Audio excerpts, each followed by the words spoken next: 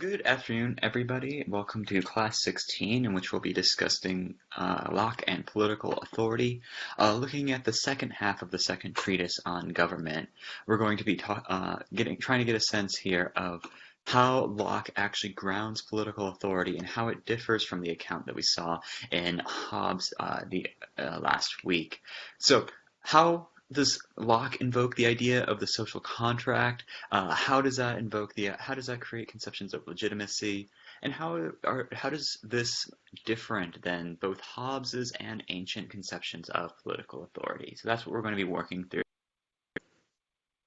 So Locke begins book 7 of the second treatise with a discussion of what makes political society distinct from other forms of human community.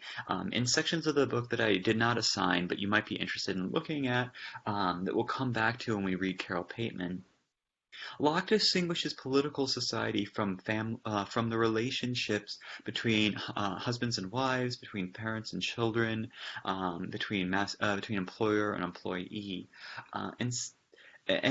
and he grounds this in the idea that naturally humans have both perfect liberty and equality, and that gives us a power to preserve our property, our life, liberty, and estate against the injuries and attempts of other people, but also to judge and punish breaches of the law of nature. And that's just kind of a summary of what we talked about on Monday. And therefore, political society has to be grounded on these natural rights. That political society is grounded on the defense of people's life, liberty, and property. And this distinguishes political society from other forms of human relationships, such as parental power, in which the children do not have the rights of property against their parents. And so there's a distinct logic to political society for Locke. And for Locke, political society can only exist when individuals give up their natural power, their ability to judge and execute the law of nature, and to do everything in their power to preserve themselves and, by extension, all of humankind, and suspend their private judgment and private execution into a common power. This common power will be settled by will make decisions with settled standing rules, therefore passing clear laws. It'll execute these rules, it'll enforce these laws that are passed, and this settled power has to be able to punish the offenses which any member hath committed against society. So there's a similarity here to Hobbes, that you need a sovereign, you need a political authority that is able to clearly articulate the law, execute the law, and determine who has violated it and punish offenders.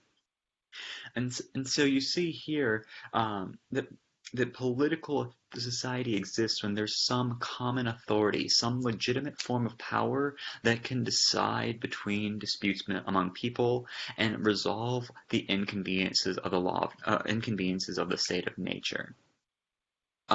And again here, this requires that we give up our own independent power to punish offenses, to legislate in all cases, and to employ our force in the execution of the laws of nature, and that we have to empower the Commonwealth, and especially the idea here of our representatives to give that power. So we are loaning this power that we have to the representatives of the community in order to promulgate, execute, and enforce the laws. And this, for Locke, these natural rights of nature then become the origination of legislative and executive powers. That we're taking these rights that everyone has in the state of nature and empowering certain representatives of the political community to do so as not to have us all trying to enforce the laws of nature by ourselves. So this allows Locke to draw a clear distinction between the state of nature and the state and political society. That when we have a judge on earth with the authority to determine all of the controversies and redress injuries, then we live in political society. And where we don't, and we have no decisive power to appeal to, they are still in the state of So this kind of binary split between the state of nature and the state of society. But importantly for Locke, this all means that an absolutist monarchy Where she writes on page 326, which by some men is counted the only government in the world, is indeed inconsistent with civil society and can be no form of civil government at all. Now, again, this idea that this some men here, we might think that this is talking about Hobbes, but it's more evident that he's talking about Robert Filmer, who believed in the divine right of kings here, that the only legitimate form of government is the one appointed by God, and that is the absolute monarch. But this is inconsistent with civil society and is no form of civil government at all. And there's two reasons here for this. First, that there's no common appeal that the people can make. Any dispute that they have with the sovereign decides. There's no third party. There's no independent judiciary. There's no appeal that people can make. And the absolute monarch, because it is absolute and has the ability to pass whatever laws it wishes, it means that there's no protections for life, liberty, and property. And these are the very things that we lack in the state of nature. So we are not actually moving out of the state of nature in an absolute monarch, but we are instead, as we'll discuss in a little, towards the end of today's lesson, in a state of war, and thus have the right to set up our own legitimate government. So how do we escape from the state of nature? How do we move from the state of nature to civil society?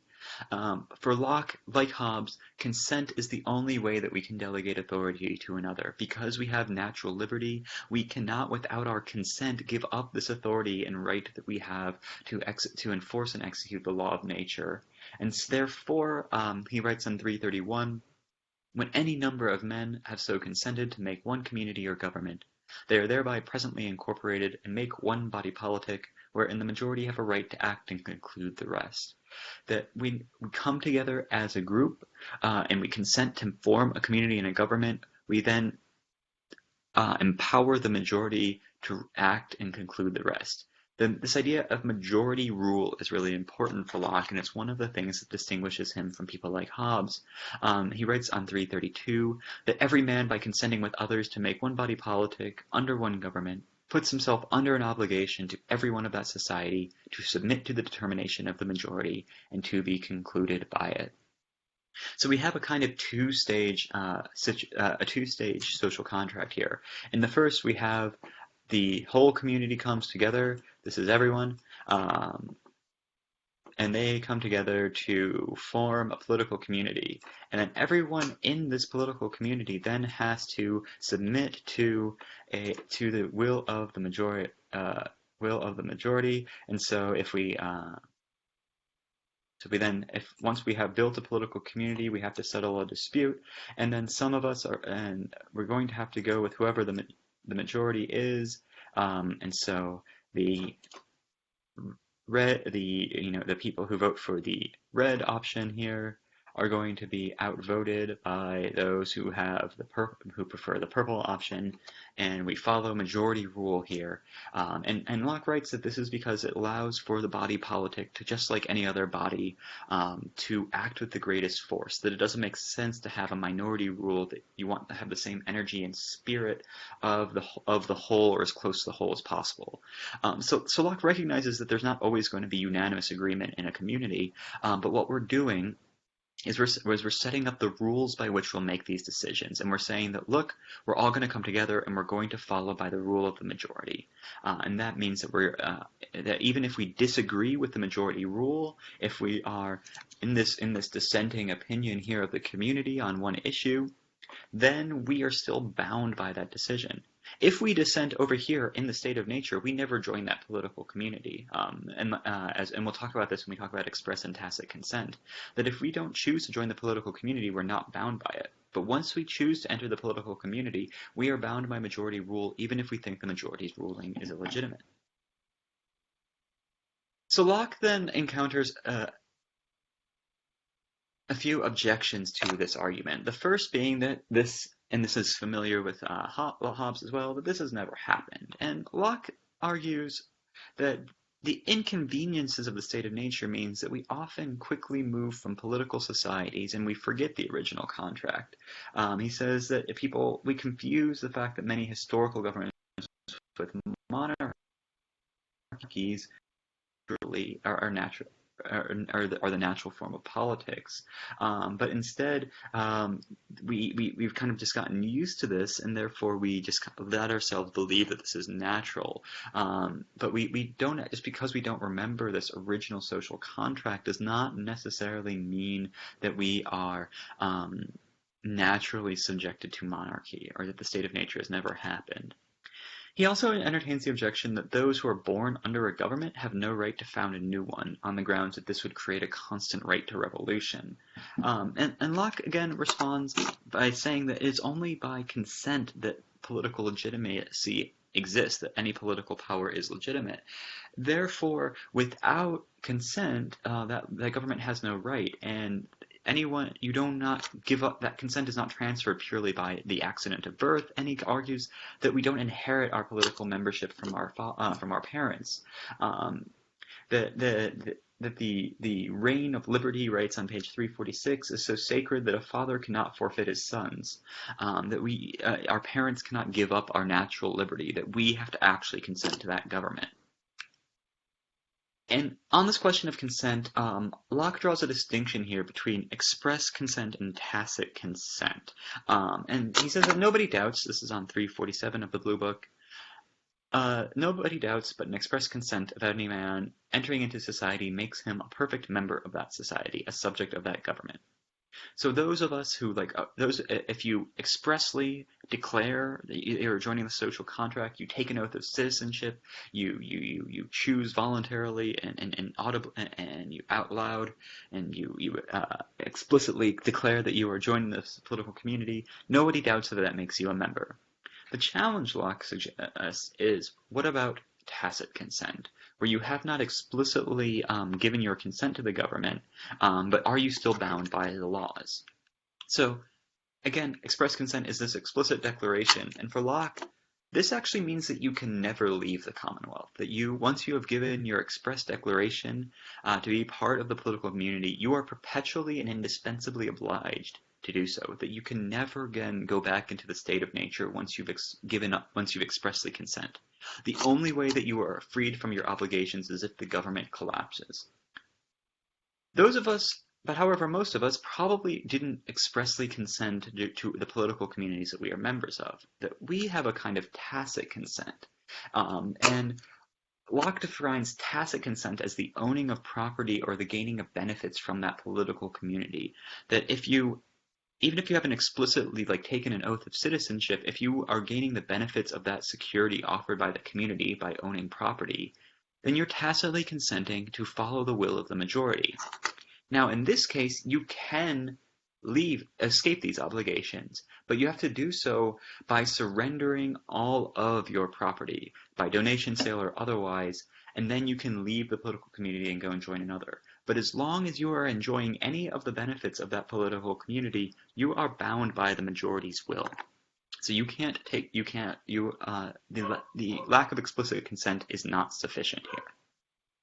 So we're going to talk about the purpose of political authority and the limits of political authority in just a second, but if you need to take a break, pause this video. Now would be a good time.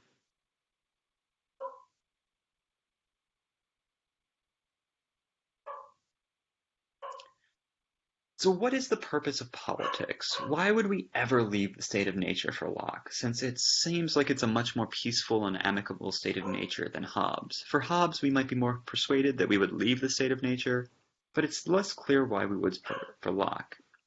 But in section 123 on page 350, Locke gives us a picture that looks much more closer to Hobbes than Locke would likely admit. He says that in the state of nature, we have this unlimited freedom and equality, but our enjoyment of that liberty and our property is so very uncertain and constantly exposed to the invasion of others. Because every person is as equal and the greater part no strict observers of equity and justice, the enjoyment of property is very unsafe and insecure. And again, this is kind of the same logic that Hobbes is talking about based on the logic of equality, that our natural equality makes us more likely to compete.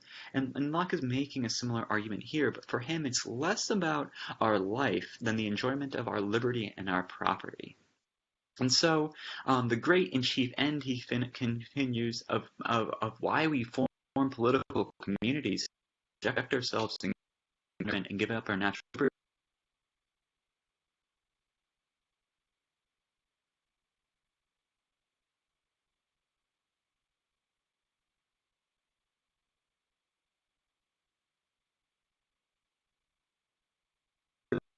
to execute and enforce these laws.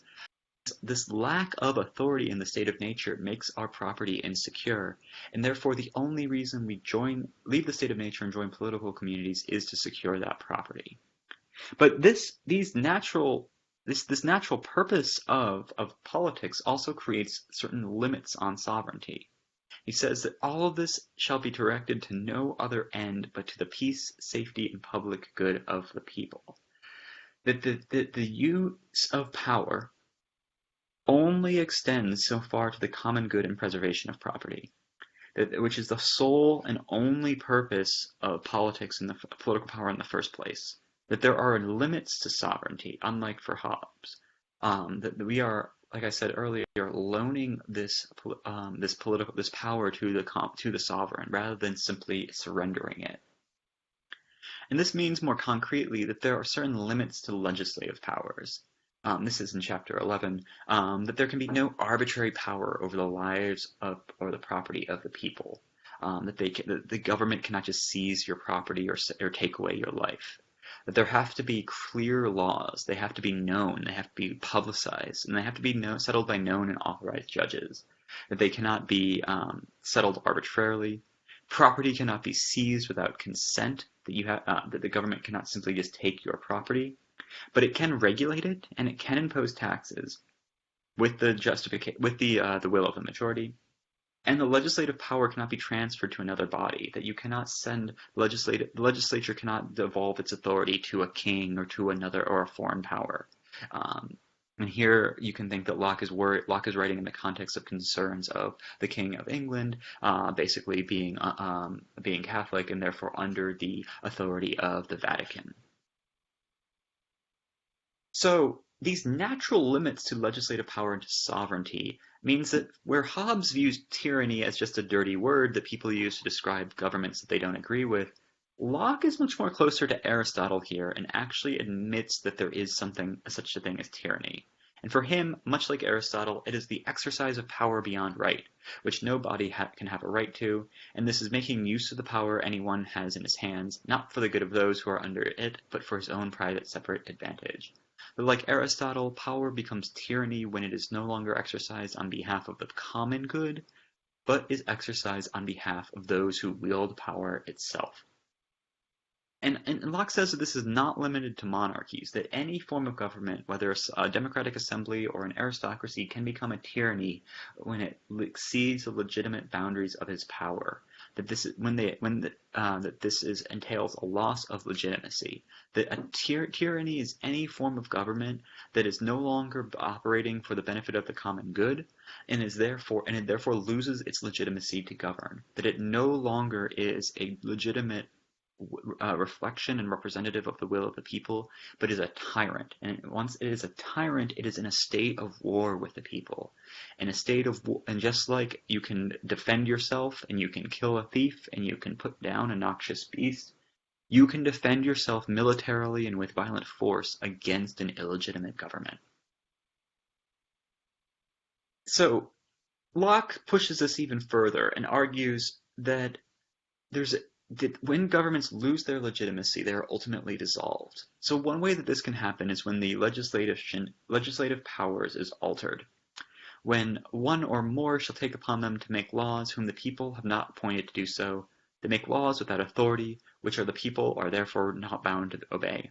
Everyone is at the displeasure of his own will, when those who had, by the delegation of society, the declaring of the public will, are excluded from it, and others usurp the place who have no such authority or delegation. When someone either takes by force or is given unjustly the power to make the law other than the representatives that the people have appointed, this is the loss of legitimacy, that you are under no obligation to do so. So how can this happen? For Locke, it can happen in a few different ways. And this is what he discusses on pages 408 to 410. But this is when the king replaces the law laws with arbitrary, or when the legislature, the parliament in this case, from meeting, when elections are altered without the consent of the people, or when a government submits the Commonwealth and the people to a foreign power.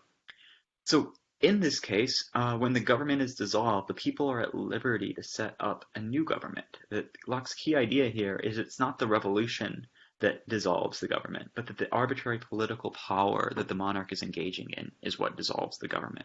And it's not that people are overthrowing an existing government, but that the governments has lost their legitimacy, and the people are acting to create a new one out of the state of nature. The other way is when the government takes actions that are contrary to the public trust. That is, when they endeavor to take away or destroy the property of the people or reduce them to slavery under arbitrary power. They put themselves in a state of war with the people. Now, this is what I was talking about last class when I was talking about the rhetoric of slavery that Locke uses. Locke uses the rhetoric of slavery to get the English people to rally around the overthrowing of an illegitimate monarch.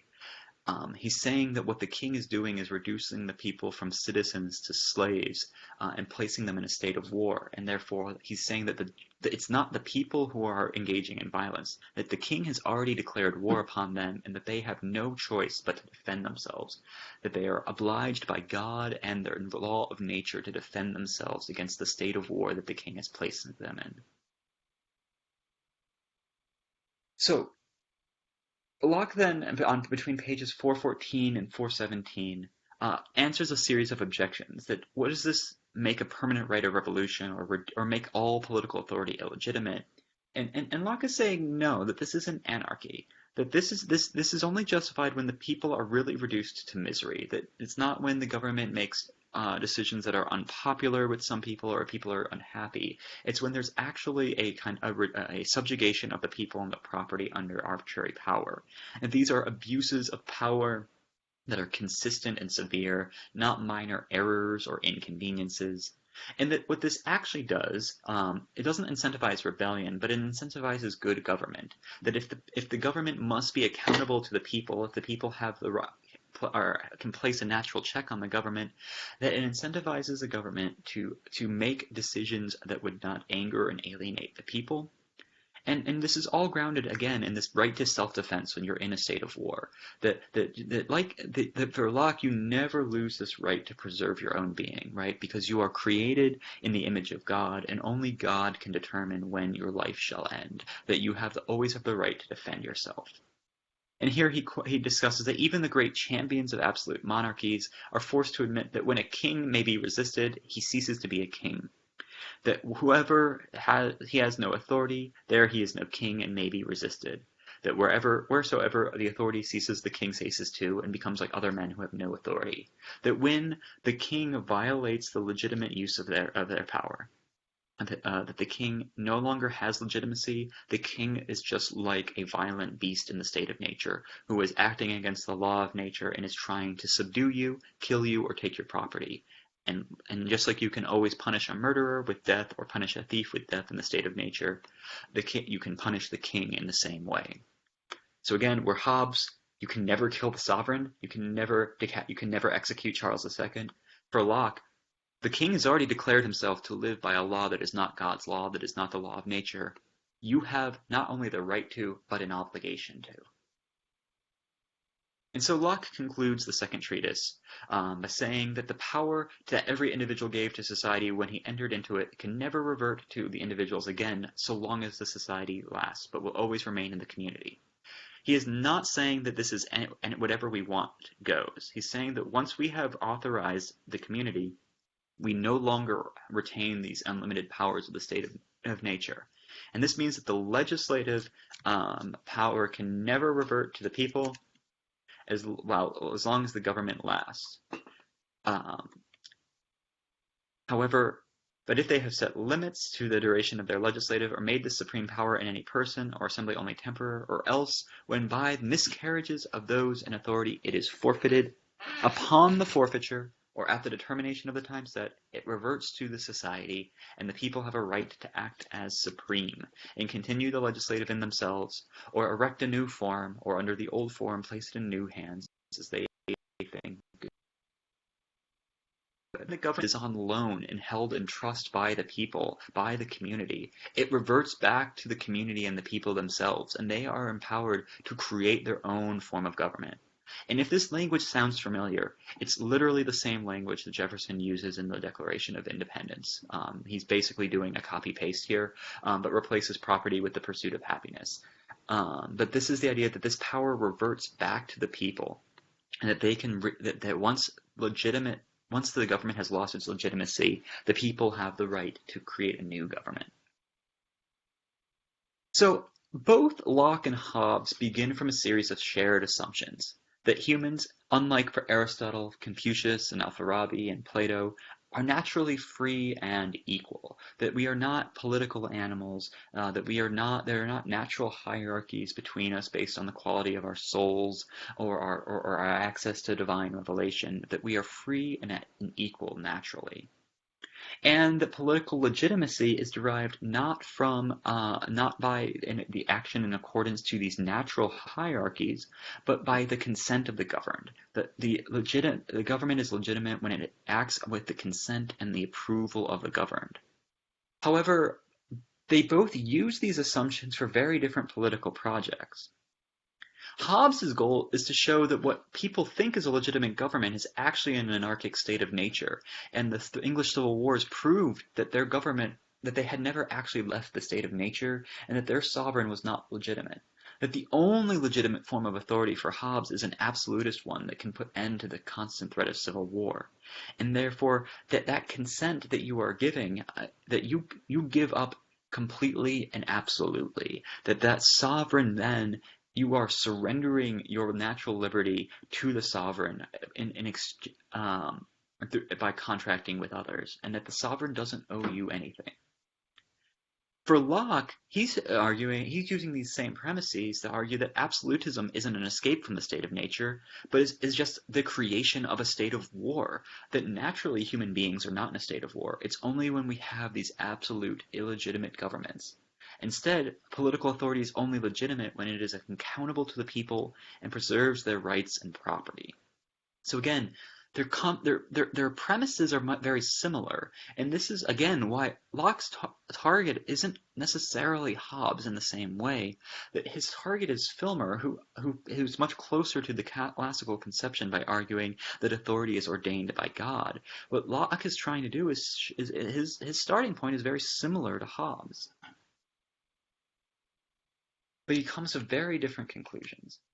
So next class, we're going to move from the question of authority to the questions of justice by reading one of the most famous excerpts from one of the most famous works of 20th century political philosophy, A Theory of Justice by John Rawls, and thinking about what justice means for him. And then we're going to spend several classes and weeks kind of poking holes and exposing the limitations of the way that Rawls thinks about justice. But the discussion question for today's class: describe the differences between the way that Hobbes and Locke think about consent.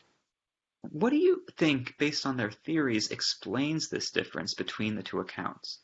And as a reminder and a clarification, you can reply to either this post or Monday's prompt, either one with a 200-word post by Friday. That's the 3rd of April by midnight.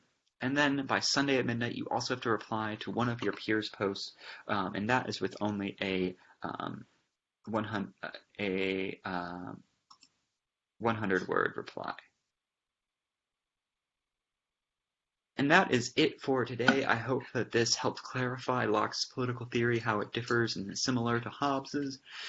If you have any questions about the material, if you have any issues with the accessing or completing the assignments, please reach out, drop me an email, stop by in office hours. I hope to see several of you in discussion section on Wednesday afternoon. And I'm looking forward to having a more detailed and engaging conversation with you all. Again, take care of yourself. Focus on what's important, wash your hands, and I'll see you next week.